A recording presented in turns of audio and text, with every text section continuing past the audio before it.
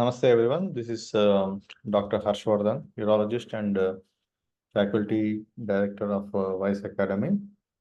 This video I want to discuss about do's and don'ts and how to make the best out of your general surgery residency. So NEET PG done, results out, and seats have also been allotted. So now many residents have joined the course. So this video I want to enlighten on how to make the best out of your residency, in particular about general surgery residency. See, residency is a very crucial period. These 3 years of PG life is going to define you what you are going to be in the coming 35 years. So quite often we keep listening from our faculty, seniors, and other residents, senior residents, telling that this is the most crucial part of the life. So we need to know why it is most crucial, and we also should utilize the resources that are available in our hospital or medical college, whatever it is, and we should be able to make and bring out the best version of ourselves before the residency is over.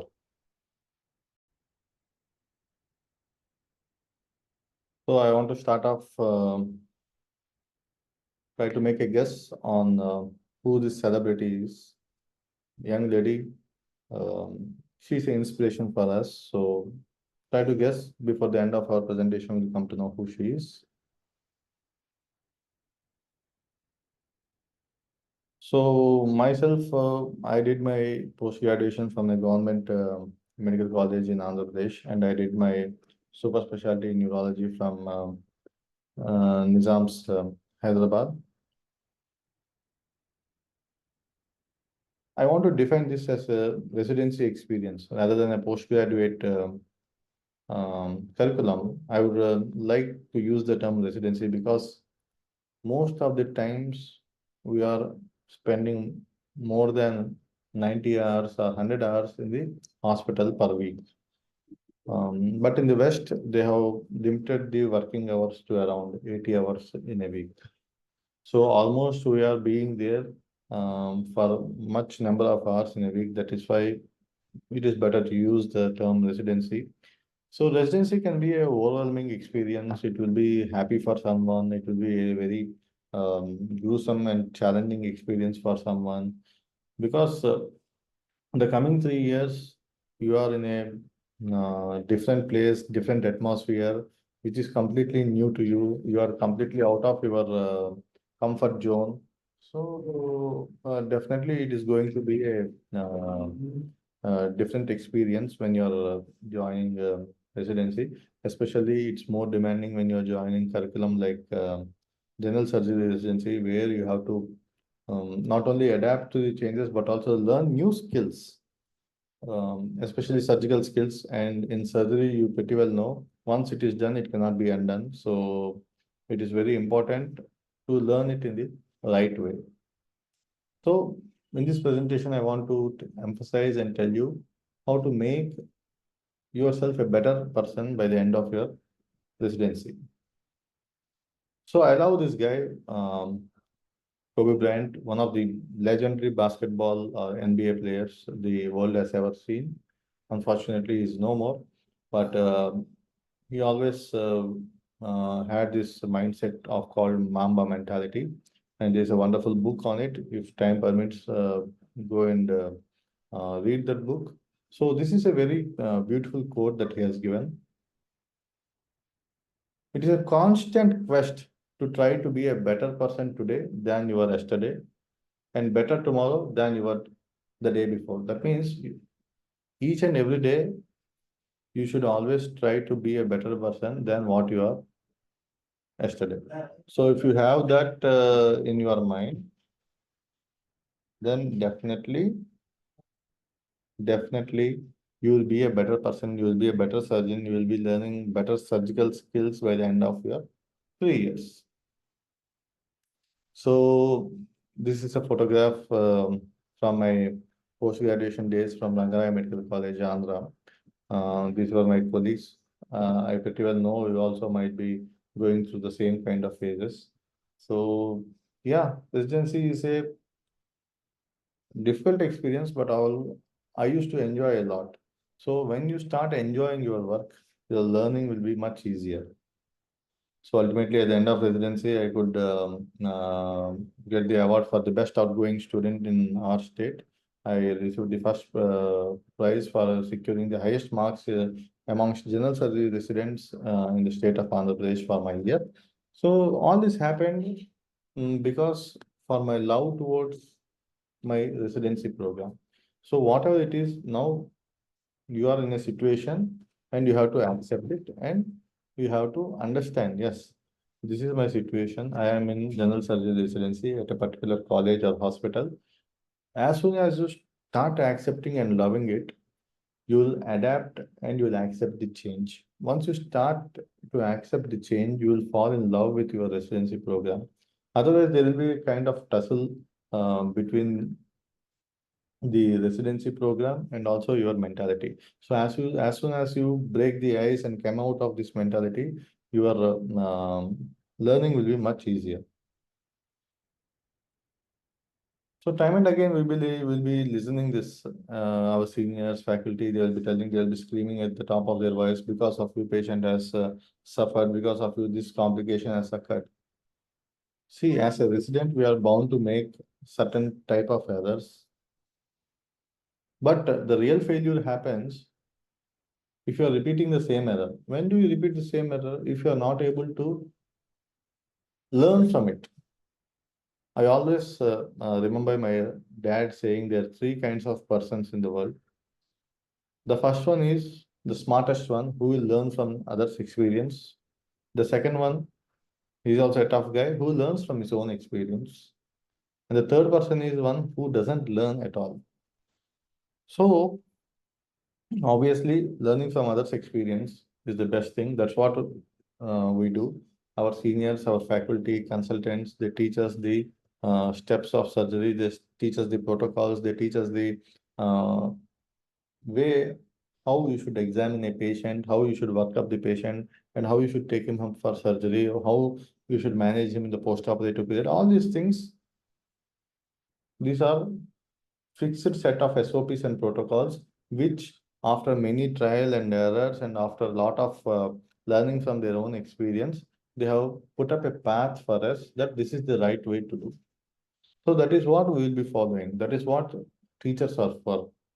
So, but there might be some situations where you may have to face some scenarios which are unique for yourself. Then you have to learn from your own experience. Whatever it is, if your learning is either from someone else's experience or from your experience, definitely it is going to add to your mental strength and is going to add to your skill. But sometimes we fail to acknowledge, or we fail to recognize, or we fail to accept and adapt that if you have committed a mistake, then you are bound to commit the same mistake, which may lead to a catastrophic complication for you as well as the patient. Everything you should take in life with a pinch of salt. Yes, the program is has got the good side of it, the bad side, and the ugly side. There are good days, bad days, and very ugly days. Sometimes you might be working overtime, maybe 48, 36, 48 hours tirelessly. And despite that, your consultant or faculty still might not be happy with the amount of hard work you might put. Sometimes a small lipoma excision might give a lot of gratification. So these things happen in residency. So every day is a unique day. Every experience is a unique experience. Accept everything with an open heart. That is what you should be doing.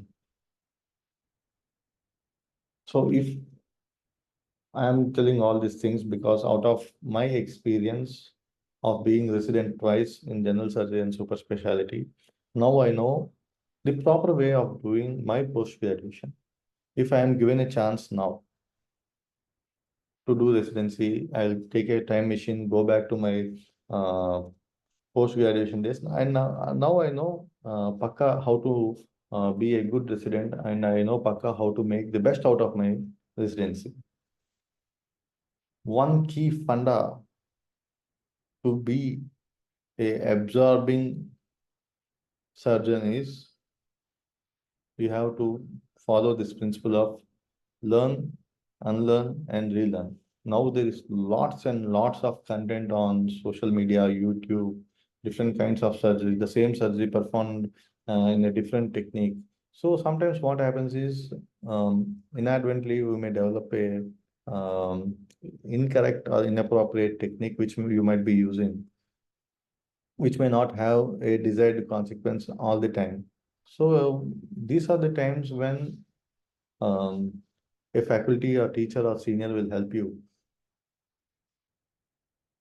So when they suggest some kind of change, or when they say this is not the norms now, you should be shifting from open surgery to laparoscopy surgery, then you may have to unlearn the old technique and adapt the new technique. So if you are not going to do that, you're not going to develop your skill in residency, and also you're not going to be a competing surgeon in the market.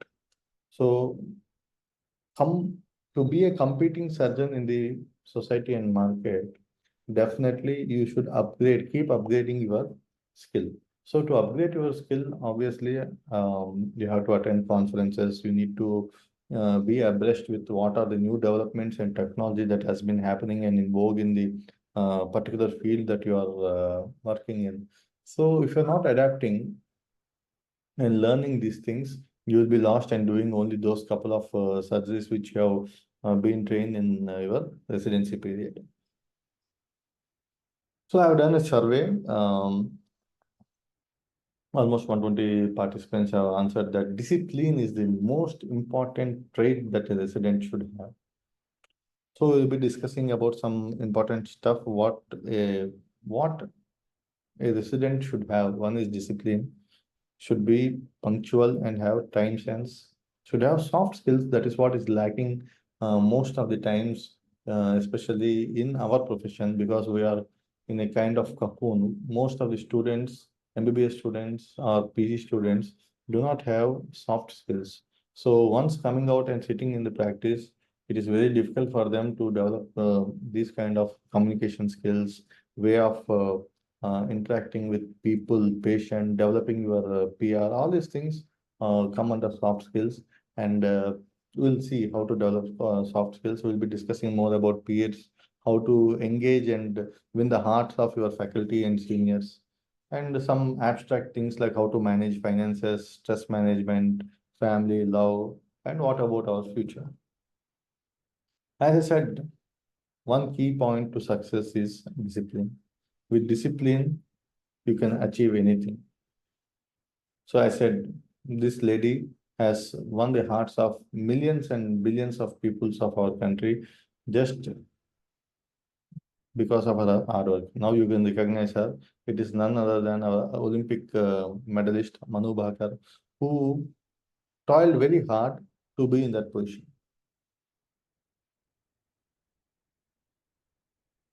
So during your residency period, definitely there are times when you feel low, when you feel frustrated. So at these times, you should find some role model or some inspiration to keep the momentum on. So for example, Manu Bhagar is one such inspiration for me. But during my residency days and even today, whenever I feel low, whenever I feel to draw some inspiration, this is the guy you pretty well know, Mr. Rahul Dravid. He's an inspiration to me. I used to have posters of him on my walls. I used to watch some beautiful knocks of him against England and Australia. So this used to inspire me. He is one such person where you can see perseverance and discipline is the most important thing. He used to play textbook shot, textbook what should be done according to that ball, according to the textbook he used to play, because he has mastered it with the discipline. So such kind of inspiration I draw from him. He's a role model to me in terms of discipline, perseverance, and obviously the wall. Whatever happens, he used to be there for our country. So that is what this kind of mentality you should be developing in your residency. One more inspiring thing for me is this tree. This is a huge tree that has been fallen during a storm in my hospital, Rangaraya Medical College. This happened in some around July 2022. After that, the tree has been translocated and transplanted at a different place in the same medical college. As you can see, the first 2-3 months, I thought I lost hope. I did not think that this huge tree will survive. This is the latest photograph of me with the tree. So whenever I find time, whenever I feel low in my place, I go and interact with this tree. So you have to have a role model. You have to have some inspiring personality. You should have something which is close to your heart, which will help you to get away with the times when you are low or frustrated.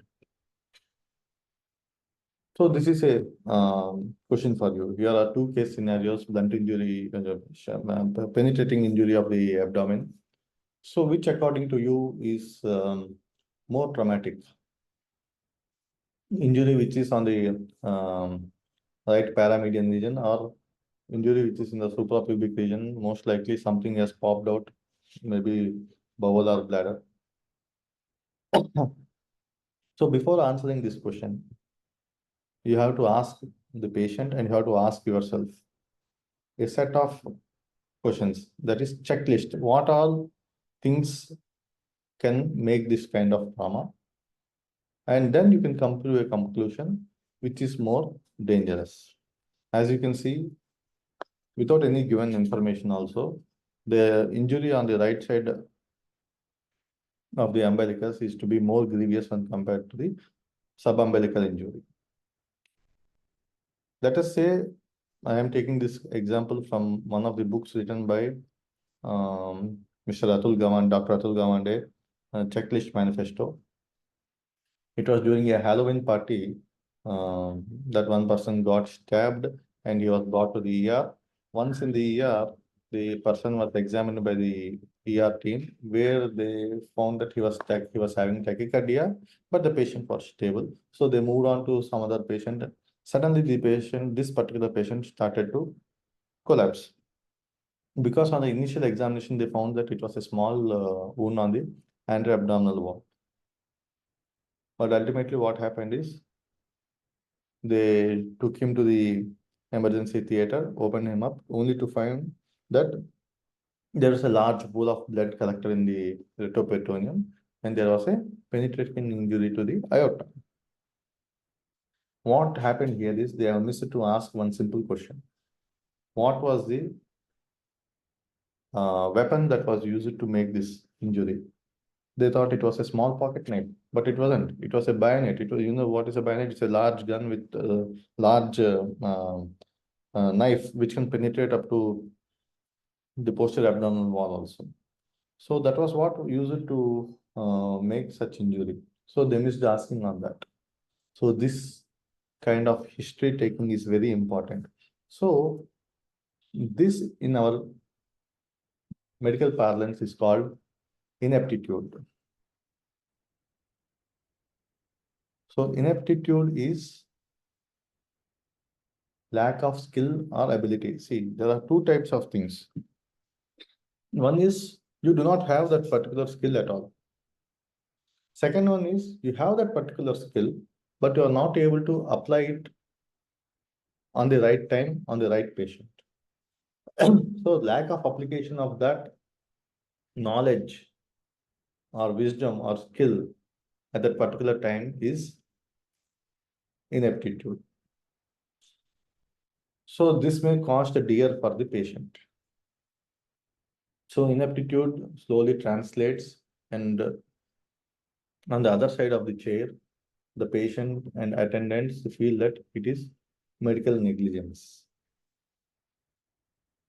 So to avoid these kind of things, it is always imperative that you be in constant touch with the subject, and you have to develop the power of analyzing things. As I said in the clinical scenario previously, as mentioned in the book Checklist Manifesto, The doctor, resident doctor should have asked what weapon was used for making that injury. The simple question could have saved the patient's life. So that is ineptitude. So constantly you should be asking yourself why, how, and what. These three questions are the most important things that will drive out the darkness and bring light to you. Keep asking yourself, keep asking your senior PG, keep asking your senior resident, faculty. There is no small thing, big thing, whatever it is. Don't feel shy. You ask, you know. You don't ask, you will never know. You don't ask, you will never learn. But once you come out and sit in your chair for practice, then you will understand. अरे यार उस दिन मैं पूछना था, उस दिन मुझे ये पढ़ना था, उस दिन मुझे ये सीखना था. So don't hesitate. However silly the question might be, just keep asking how, why, what, when. So that is very important. Most of the times, once a resident enters into the college or hospital, the initial peak phase of jubilation is gone. Once um, the night duties, work culture starts to set in, and most of the time in the first year, it is more like a non-clinical work. Especially surgeon को काटने को नहीं मिला तो it is more traumatic and frustrating. So the resident thinks, अरे यार, I should have been in a much better college. I should have been in a different hospital. I wish I should have put more effort. So don't ponder on things which you cannot change. It's already done. You are now general surgery resident at Rangaraya Medical College. Accept it and make the best out of it. So you are here for a person. You should always believe you are at this particular college at a particular time for a particular reason. And your purpose is greater than the challenges that you are facing in that particular department. If you feel that it is a challenge every day, it will hamper your learning. If you see as a challenge, if you see a challenge as an opportunity to learn, if you see a hurdle as an opportunity to jump over it, if you see a hurdle as a challenge which you can solve it, you will have fun in your learning.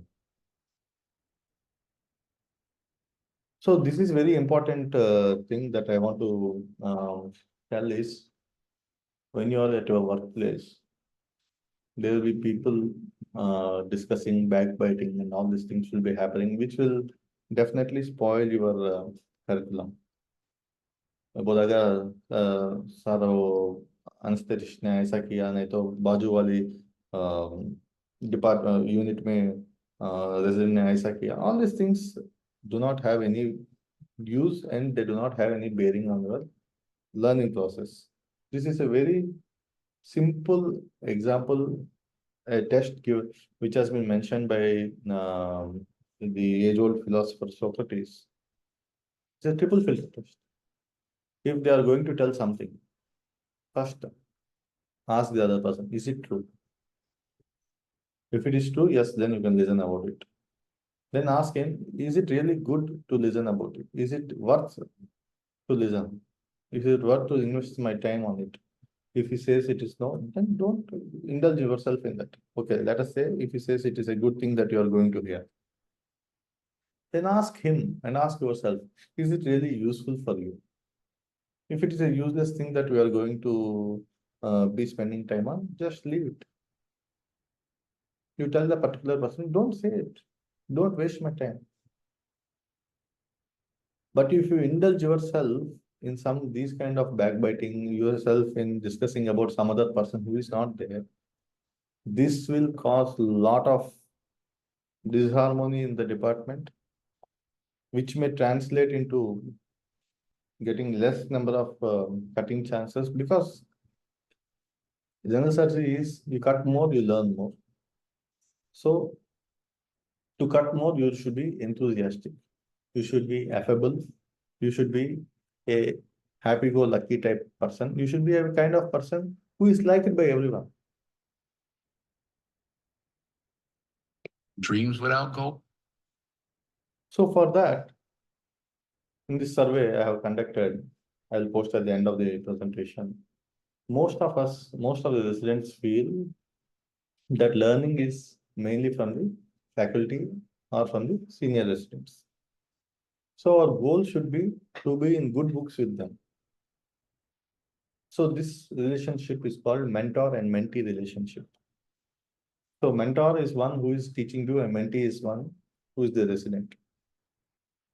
So as a mentee, usually what happens is if you have done a good skin closure in your first year, your mentor says, "Oh, Harsha, you have done a wonderful job. It's a very good skin closure. Or Harsha, you have done a wonderful job. It's a very good hydrocele surgery. You have got great surgical skills." That gives a lot of satisfaction and confidence to the resident. Likewise, it is also the resident's responsibility to be thankful and grateful to the senior or to the consultant who has taught you that kind of that procedure or whatever it is, who taught you on that day. So be outspoken, talk to your faculty and thank him. Sir, thank you for teaching this surgery to me. He will be very happy to hear that, and he will be looking forward to teach you more. So that is how you can develop a good bond between with your mentor, and you will have different faculty. Select one who is more close to your heart, whom you feel you can gel up well, whom you feel is more open to discussion. See, he might not be a great surgeon like some other faculty, but you should be in the hands of a mentor who understands you well. So choose a good mentor, stay with him, talk to him. He will help you in gaining surgical skills. He will help you in building a good social relationship in the department. So why you have a good faculty and resident interaction is it also helps in what to say to choose a subspecialty in the future. So a simple greet and meet. Sir, thank you. Good morning. Namaste. Good evening, sir. आपने जो बोला, आपने जो सिखाया, hernia surgery, I am grateful for that. This will definitely have a very positive impact on your mentor.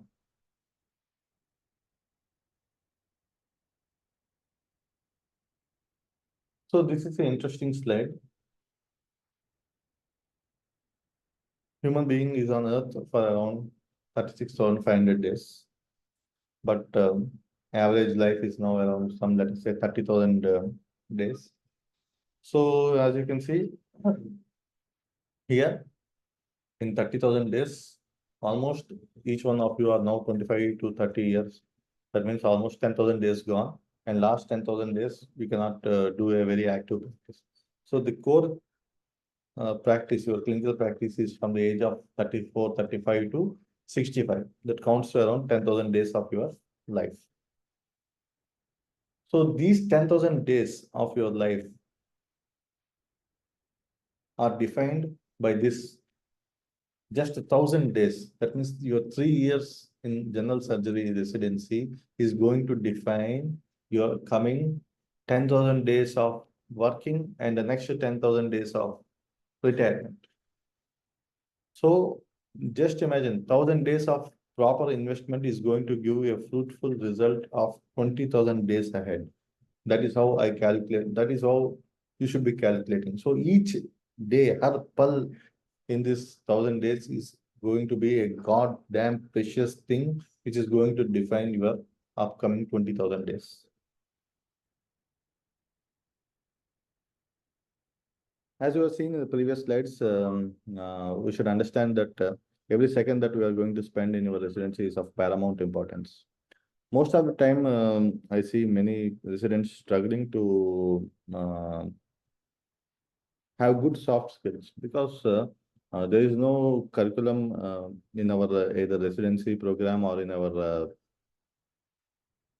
MBBS program where we have some exposure to soft skills. We are most of the time in a cocoon shell, and by internship, we have some interaction with the patients, but still we concentrate on how to crack NEET PG and then NEET-SS. So this is a continuous process. And once you are out of your post-graduation and settle yourself in your hot chair. You might be a great surgeon, great academician, great doctor, but unfortunately, without proper soft skills, you cannot attract a patient to come to our OPD. So this we have to do, start developing from our residency days. You should be having a trait where everyone should feel that yes, this particular guy is approachable. He has got good temperament, and your consultants or postgraduates, fellow postgraduates, or your seniors should feel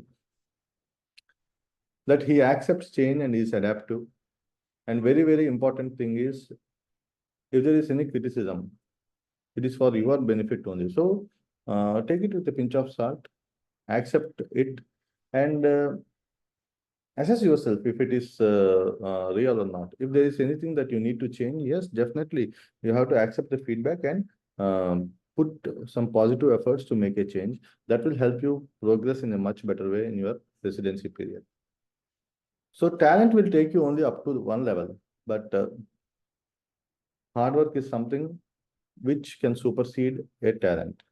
So you can see, you can feel that a banda both talented surgeon hai, but he's a talented surgeon. He will be talented only. But the amount of hard work you are going to put, you will definitely supersede a talented surgeon. There's a wonderful saying from Bruce Lee, which I have quoted many number of times. Bruce Lee says he's not afraid of a person who knows different types of punches and kicks. He's afraid of a person who has practiced a particular kick 10,000 times because he has mastered it. So that is hard work, that is perseverance, that is discipline. So if you have that, nothing is going to stop you. So this is a very important slide about logbook. So logbook is something which is not to be written in the last 10 or 15 days of your finishing your residency program. That is what usually happens. That is what I have done. We give it to our junior, they will copy from the OT register or notes or whatever it is. But logbook is something you have to write down daily. This is where our system differs from the American system, where they have this self-assessment online logbook system where they can where the resident is made to enter the work that he has done during the course of the day. So that is how the faculty will assess, that is how the resident can assess himself. So that is very, very important.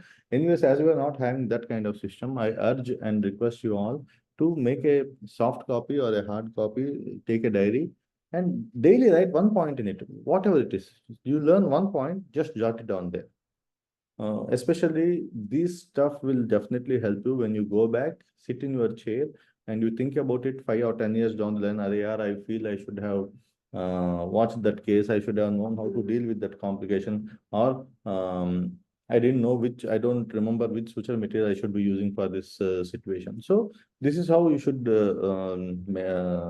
enhance your skill by writing logbook daily.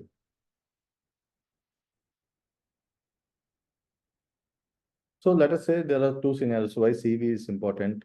You finish your MS, MCH or DM, whatever it is, you go to a corporate setup and give your CV, which says so-and-so MBBS from so-and-so, PG from so-and-so, and super specialty from so-and-so place. And there's one more guy who has got the same credentials. Apart from that, he has got a couple of publications, he has got some presentations, he has got some good recommendation letter from his head of the department. If I am the head of a corporate institution, definitely I would like to hire a person who is having a better CV. I do not know both of your skills, but your CV speaks about your temperament, it speaks about your adaptability, your recommendation letter speaks a lot about you because I haven't seen you working. Your HOD or your faculty has seen you working. So a good recommendation letter will definitely be a worthwhile investment. But it's not so easy to approach your head of department or chief and ask for a recommendation letter. It's not easy. It is a hard end process. To do that, you need to invest a lot of time, a positive time in your department. Only after seeing that, your chief or HOD can give a positive recommendation letter. So many of us think that CV is something we should be writing once you finish your post-graduation or residency or after super specialty. But CV is something you need to write today. So this is an exercise for you guys today. Write down your CV, prepare something, your CV, prepare your CV today. And at the end of 6 months from now, assess your CV. See if there is any improvement. CV is something which should be improved in the coming 6 months. So it's a constant updating process. So these are some of the things that we need to write down in your CV. The CV it doesn't mean it should be in a standard format. You can be innovative. So this is how I have put up my CV. This is only one of the slides of my CV. So you can be innovative in doing your CV.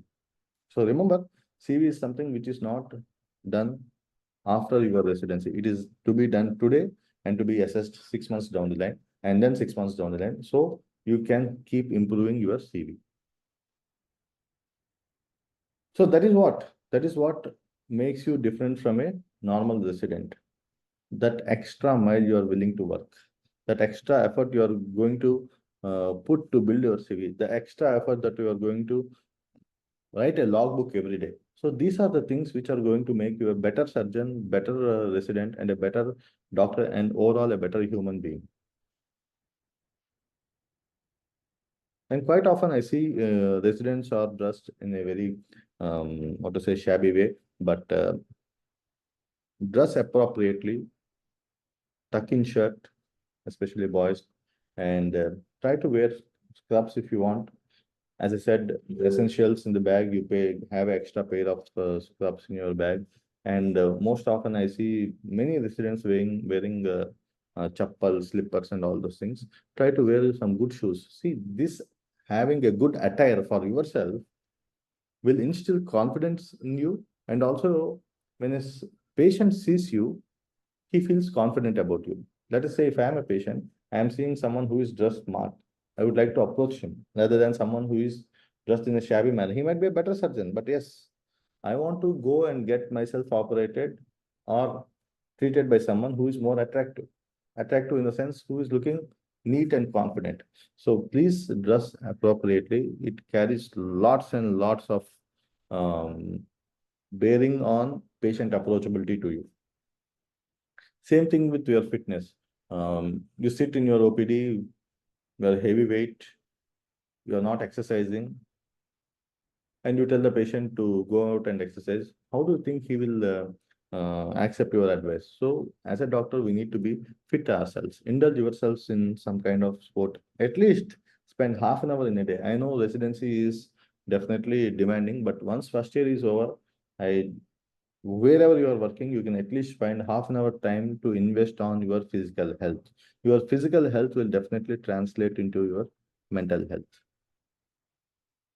So all these things now, what will happen is give you confidence, give your patient confidence. That is the funda. As a resident, I used to carry a bag with me. These are some of the stuff I used to store in my bag as a surgical resident. You have your scrubs, extra pair of scrubs, apron, some things for hydrating yourself, some snack bars, and basic essentials like gloves, blades. If you're especially working in government setup, you don't have proper instruments. So have this trocar cannula, central line, sutures, Foley materials, whatnot. Whatever you think is essential for your day-to-day surgical life, dump in it and see that they are complete, they are constantly replaced because once it is out, you are in an emergency situation, you do not have that central line with you, you are lost. And one very, very thing is important thing which I failed to learn in my residency is the art of intubation. So whenever you are having this 15 days or 20 days of anesthesia posting, make the best use of it. Go and try to learn how to intubate. Apart from your log book, I also urge you to write your personal journal.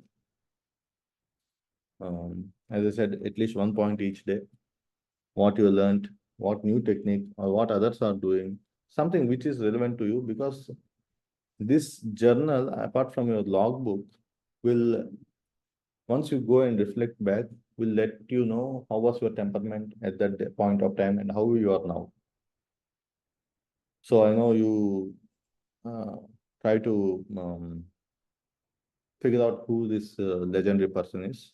he has introduced the concept of Sodoto. Sodoto is see one, do one, and teach one. So that is what is usually taught in our residency program. So you see one hernia, you try to do one hernia, and you teach one hernia. This is a continuous process. That is how the concept of learning happens. So as a resident, you are supposed to learn, you are supposed to teach. So many of the time, people assume that I do not have the art of teaching. Pick up some MBBS students and start telling something to them. Whatever you are going to tell them is definitely a worthwhile investment to them. So that is how you can enhance your teaching skills. That is how I have worked upon my teaching skills. As you can see in this beautiful slide, which I have done, teaching and learning is a continuous process. The more you teach, the more you learn, the more you learn, the more you teach. So this is what happens. So what books one should read in general surgery residency? One book, I would say the Bhagavad Gita is definitely Sebastian textbook of surgery. Try to read it at least 2 times before you finish your residency.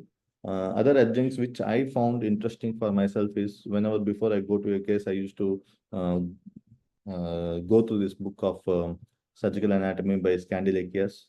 And for NEET-SS preparation and also for our final exit exam preparation, we need to memorize the TNM staging system of various cancers. This is where you can download all these books from internet.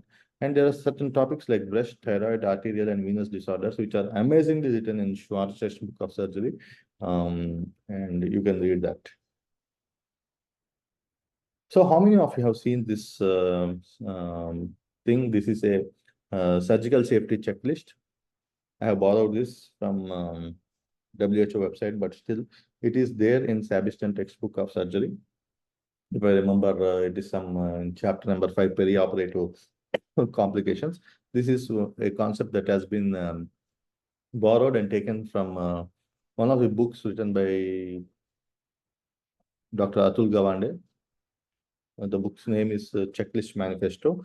And I urge all young surgeons, definitely you should indulge and read books that have been written by Dr. Atul Gawande. Wonderful books, amazing stuff, very simple books. You'll relate yourself to what Dr. Gawande has written in his books. So these are must read. And one of my other favorite books that I read during my residency is Emperor of All Maladies by Siddhartha Mukherjee. It's also a wonderful book. It's all about cancer. I learned many new points which my textbooks did not teach me. So apart from your general surgery books, these are some of the books that I recommend to read. But if you can contact me, I can definitely tell you what other books you need to make you need to read to make a good personality. But if you don't have time, if you're not in the habit of reading, I will suggest you to read only one book. Hardly this is 25 or 30 pages. You can just flip through in 15-20 minutes. But this book is a wonderful, wonderful book. This will tell you how to accept change and adapt to it. Nokia, Kodak, Konica, all these things, they did not see the change, did not accept the change, and could not sustain in the market. So if you read this book, you will know how and why you should accept change, why you should move from open surgery to laparoscopy to robotics. You learn how to react to the market and how you need to adapt yourself to the market. Hardly 15-20 minutes book. You don't read anything, please do read this book. It's a very worthy investment that one should do in his residency period. So this is, what happens in our first year, second year, and final year. So first year, we feel that we are doing only labor work, clerkship, and more of clerical work, paperwork, and all these things. Second year is the good period where you get a lot of time to relax, and most of us used to go to this called vacay postings, other place, and see. Most of the time we spend time not in the wards or the department, but somewhere outside because there is no one on us to supervise, unlike in our general surgery department. Final year, we are in a hurry scurry to finish our residency, to finish our thesis, and we want to do more complex cases. But finally, this is the thing where we need to make some decisions rather than learning the art of surgery. We should know when not to operate, when not to touch the case. So these are the things we need to learn in the final year. But most of the time, final year, we have mixed emotions, trying to get out, trying to involve and prepare for super specialty or some fellowship, and all these things go on. So once final year is over, we have a good relaxation, pass ho gaya, abhi kya? Then when that hits us, what next? Depression starts to sink in. Where am I? Can I go and operate independently, a hydrocele or hernia or appendix? So what next is a very, very important and pertinent question. So this question should not be asked on yourself at the end of your final year. This is a question that you should start asking yourself at the day one of your curriculum. What I want to do at the end of my residency.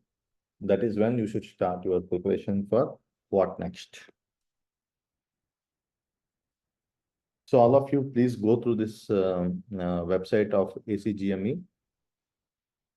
Every resident in US has got self-assessment, and they are assessed on 6 core competencies. That is patient care, medical knowledge, practice-based learning and improvement, interpersonal and communication skills, professionalism, and systems-based practice. As I said, they have included soft skills in this. And there are 5 steps or 5 levels of assessment here, novice to expert, and they expect that by the end of your residency, you should be proficient. So that is a graduation resident. Usually the graduation is 5 years there. So maybe at 3 years, they may be at a competent level. That is what, if you correlate with our system, by the end of 3 years, will be at the level of level 3. So assess yourself. This is available in www.acgme website. Download it, and there are certain questionnaires there. You can assess how you are doing, and if you are still further having doubt, fill that and give it to your faculty or senior resident and tell them to assess where you are standing. Few last slides. Please try to wake up early because again, I recollect from Kobe Bryant saying he used to practice after waking up from 3:30 a.m. So he used to have that extra 3 or 4 hours before the other player used to be ready for the practice. So that extra 3 hours of practice, let us say for 10 days, and then for 1 month, 12 months, 5 years, see how much gap you are able to create from your um, peer. So that is how he has been successful, and that is how he has become a great basketball player. So what you can do by waking up early, watch YouTube videos, try to watch a new surgery, try to watch the same surgery by a different surgeon. Uh, Get yourself a lab trainer, place it in your hostel room or wherever you're staying, and try to enhance your laparoscopy skills. And don't blame the college or faculty for not able to teach you laparoscopy, because it hardly costs 25 or 30,000 for you to buy that laparoscopy dummy, put it in your hostel and practice yourself. So that is how you can enhance your laparoscopy skills. And before you start, write up a note what you want to do for today, and assess yourself at the end of the day, were you able to accomplish your to-do tasks for the day. So I don't know how many of you are aware of how to use how to download articles. So I want to show you, this is how you can download articles. Let us say this is a article I want to download from PubMed. Go to the article from PubMed, try to copy the PMID or PubMed ID or DOI, date of issue. And this is Wiki Skyhub. Paste that there, and voila, you have the article for free download. So you can do it either with PMID index, or you can do the same with the DOI. So copy it, go to Wiki Skyhub and paste it there.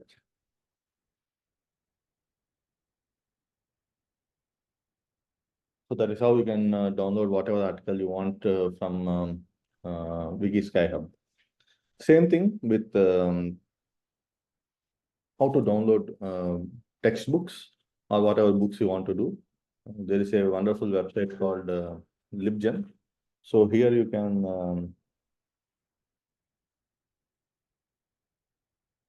let us say this is Bailey and Law I want to download, and you can see you can arrange. This is how you can get the latest book of Law and Bailey. Yeah, and you can download it for free from this website. So you can see the other books that I have shown in the previous slides, like AJCC Cancer Manual or Scandinavian textbook or Sebish. All these things I have downloaded from these websites. Yes, residency, especially surgical residency, is definitely a stressful condition. And to get out of stress, we try to indulge ourselves in nasty stuff like indulging in alcohol, smoking. But the positive way to get out of stress is to talk to your family, talk to friends, meditate, yoga, walk, plant something, go out for a walk in the greens, and these things you can do. My stress buster is I spend time with my kids. I love to cook. My kids cook together. Whenever I'm in stress, I go out for a walk. I read a lot of books, and I indulge myself in watching a lot of movies. If you have seen my presentation from the previous slides, there are multiple quotes from great movie artists.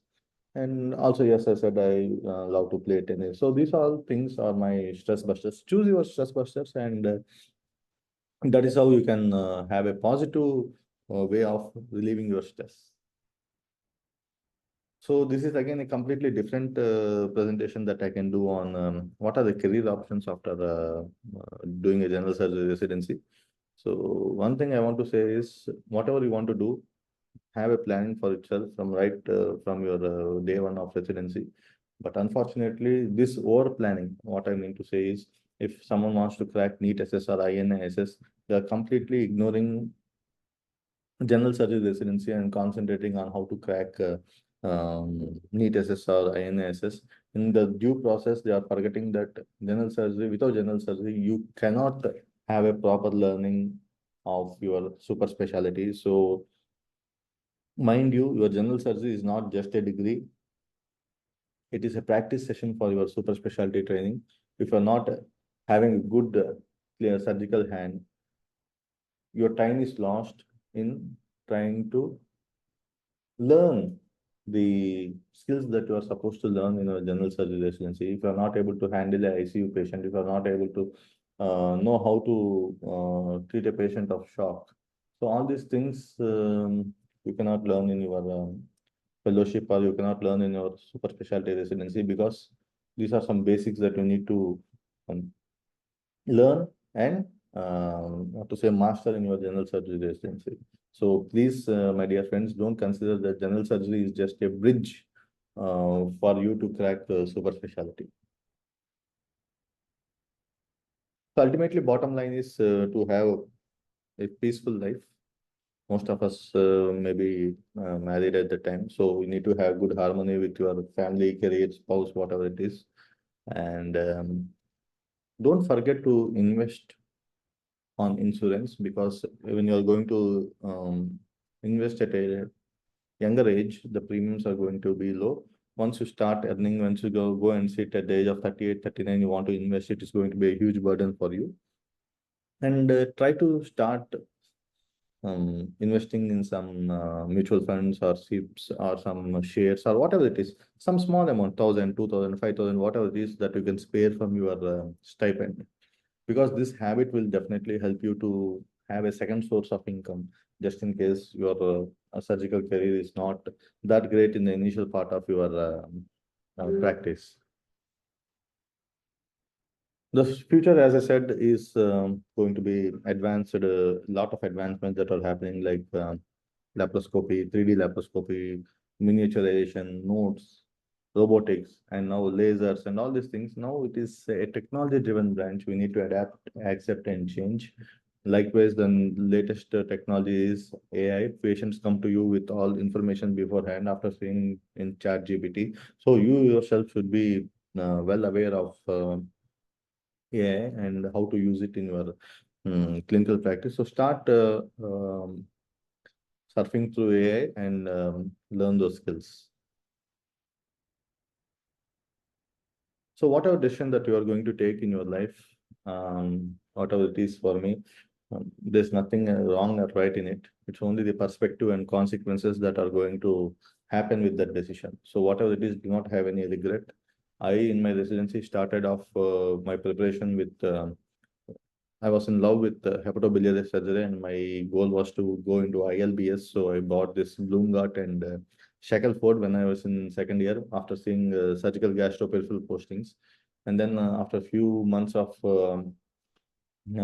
time of reading Shackelford, I felt surgical oncology is much more lucrative, much more impressive, much more what to say, stylish, whatever it is. So I thought I want to shift to surgical oncology. I bought this Devita textbook and started studying for surgical oncology.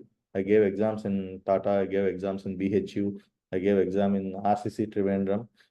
It was my first attempt. Almost I reached up to interview in Tata, but I could not get it. And in DNB, I got some around 110 rank in DNB at that time, and I was hoping to get into Indo-American Cancer Hospital at Hyderabad. Unfortunately, or fortunately for me, I did not get into surgical oncology. So I came back and I was in a kind of low mood depression. I did not know what to do. And this was just right after my 5 to 6 months after finishing my residency. So suddenly I shifted from surgical oncology to urology, and that is how now I'm a urologist and practicing in Andhra. So this is what I wanted to impress upon on how to make the best use of your residency. You can feel free to contact either me or Dr. Kaushik Sharma. We are associated and founders of Vice Academy. This is my phone number for you. Any queries on how to go about residency, any doubts, whatever it is, as I said, don't feel that it is a silly doubt or whatever it is. You can call or text me. I will be more than happy to help you out. Thank you for your patient listening. Namaste.